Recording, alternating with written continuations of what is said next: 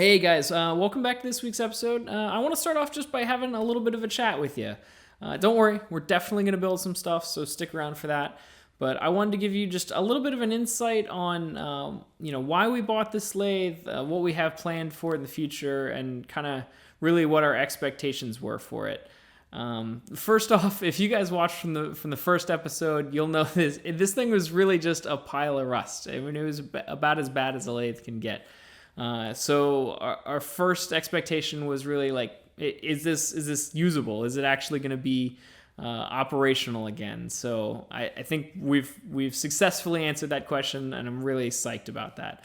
The second major goal for buying this lathe, the second reason why we bought it, was really we just wanted to learn. That's what this channel is all about. It always has been from the very beginning.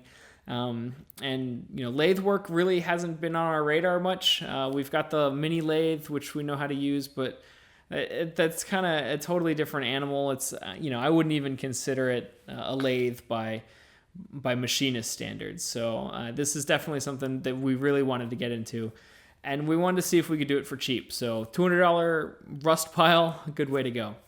And the third goal was, if we didn't buy a big pile of rust, could we actually make it good? So that's where we're at right now. Really, to answer that question, you have to ask to start with, is it good now? A little bit of a spoiler alert, it's not good now. I know a few of you guys were suggesting that we take some cuts before we do anything drastic. And that's actually a really good suggestion. But this lathe has actually never been in a state where we could do that until maybe right now, or, a week's worth of work, we could get it there. But we figured as long as we had it this far apart, we could take some really close measurements and figure out just how bad it is without putting it all back together. Because it is a bit of effort to get it all back together and running, take a cut, take it all back apart again to do what we need to do to fix it. So that's where we are right now. Let me get a closer look at this, and I'll show you kind of the first things we need to do to set up the machine to even measure it.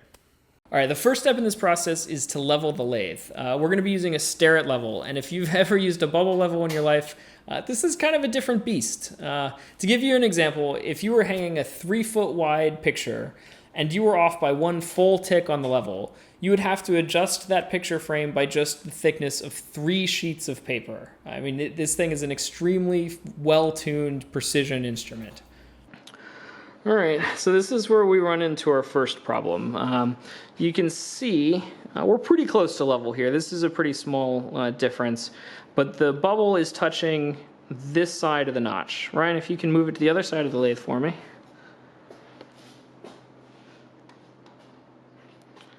So in theory, this should be the same. Whether the lathe is level or not, it should be the same. But if you look, the bubble is now touching the opposite side, which means we've got a twist in the lathe.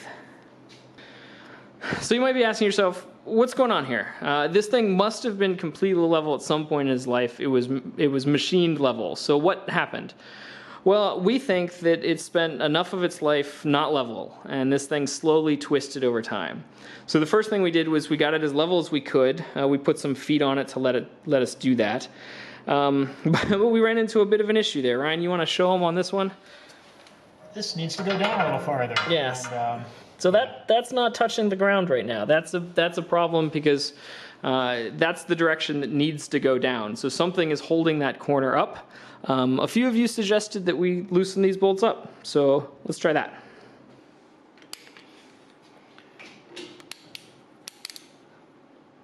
Ryan is very carefully loosening these.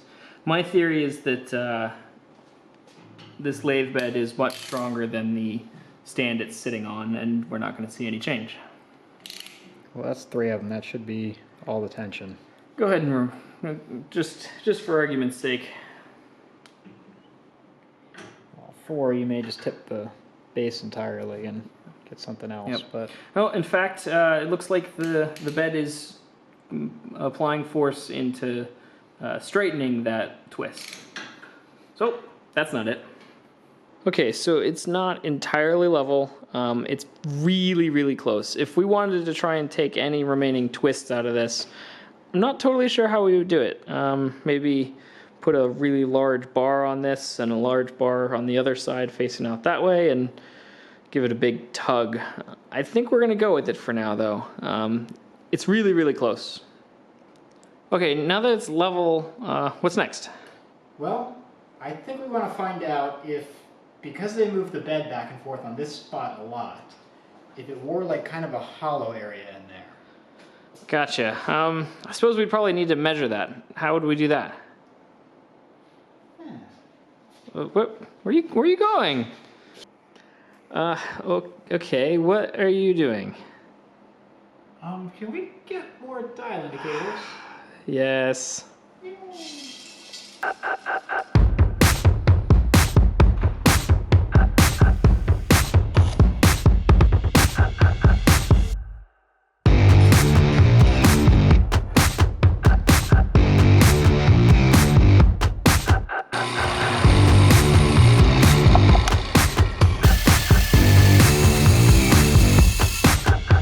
This was a sword that I made when I was maybe 9 years old. Is now a good time to mention that I don't actually know how to read?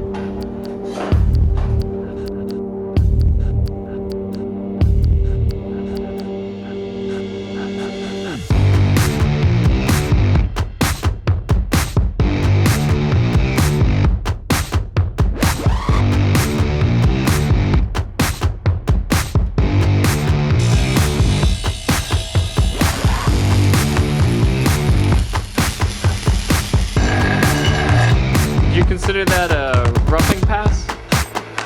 Oh, it's the finish.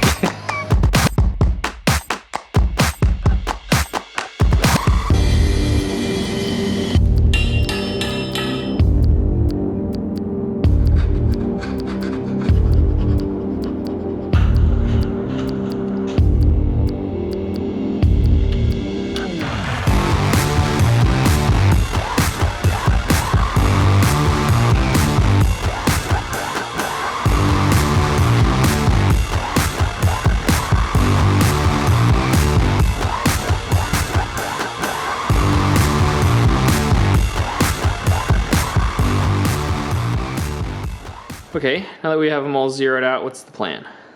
Well, we're going to use them to make a map of exactly how far off each one is, down to, I don't know, maybe 1,000. All right, so we're gonna line them up here, and we'll probably take, a measurement every 1.5 inches, and also 3 along the line here, and just one for this 45 and one for that 45? If we can get on that 45 anyway, that might be a little more difficult. Okay, let's do it.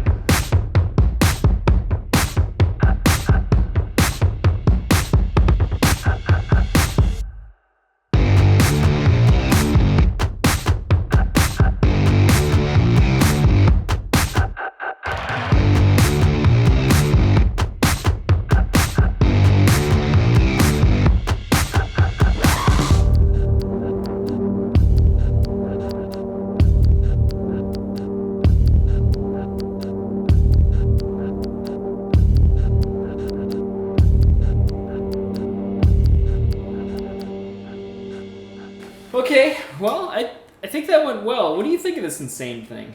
Oh man, I love it. That was just fun to build and looks about as 1960s sci-fi as anything could be. Now, some of you machinists might be looking at this and going, these insane people just spent like $300 or $400 on something they're going to use once. You know, we've got a few Starretts and 2 Mitutoyos on here.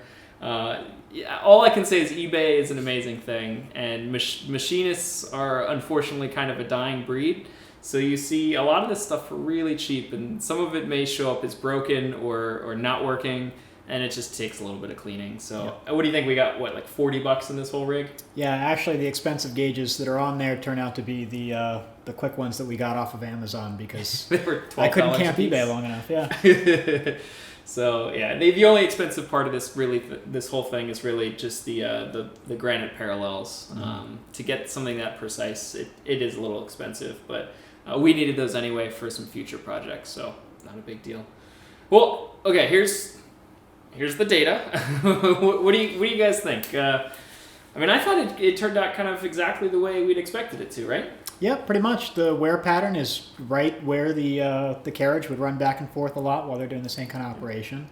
The area where the tailstock sits, hardly anywhere at all. Yeah, so that's what we'd expect. You probably saw a little bit of the data kind of changing as we move down, and that's really just because the one end of our measuring device is in the gully where there's the most wear. So as you kind of come out of that, the data gets more and more accurate. Also, the data on the very edges is probably the least accurate because they're really close to these flat surfaces. Right. But, okay, well, now that we have the data, what are we going to do? What do you think?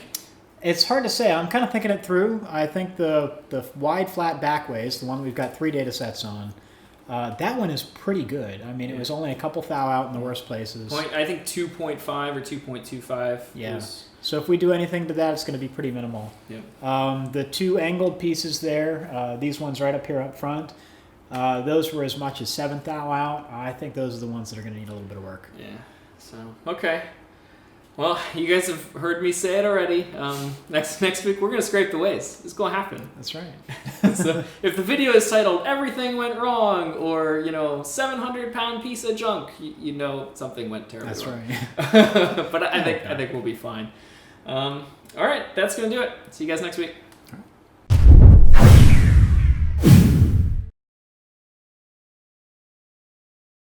Wow. Wow.